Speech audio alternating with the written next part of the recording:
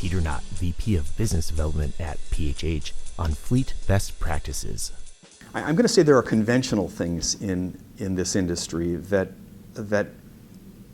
seasoned fleet managers are fully aware of, and most are able to get their organizations to adopt those kinds of practices.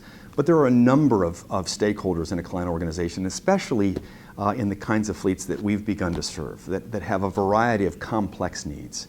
And so best practice, I think, more generally could be organizations that are planful about their upcoming year, determining what steps they can take before it begins to meet the objectives that they've established for various departments in the organization.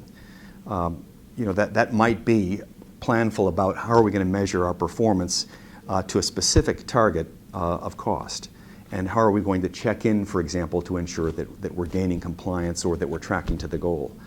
I think that's what best practice organizations are doing now, and best practice within our own organization is to be planning with them. I can recall back when I was an account executive, and frankly,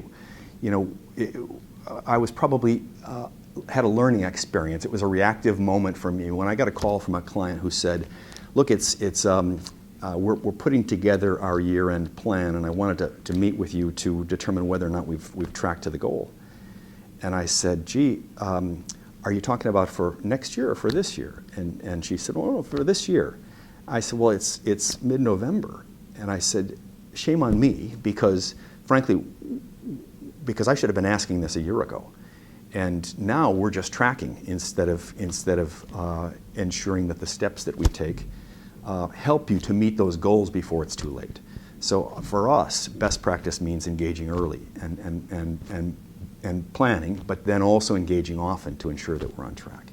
I know that doesn't sound specific to the fleet industry, but it certainly is very, very important in performance of businesses. And I mentioned at the outset that our goal is to help clients gain competitive advantage in their industry. And for us to do that means we have to be an integral part of the planning and solution.